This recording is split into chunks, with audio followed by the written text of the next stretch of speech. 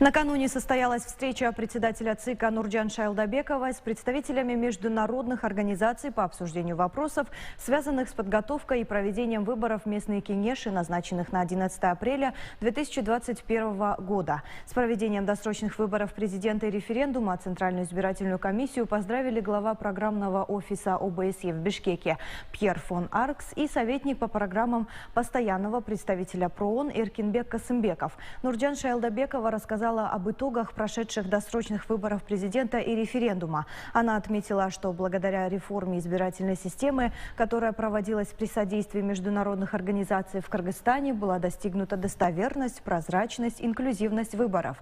Также она отметила, что на прошедших выборах был внедрен новый формат работы с правоохранительными органами.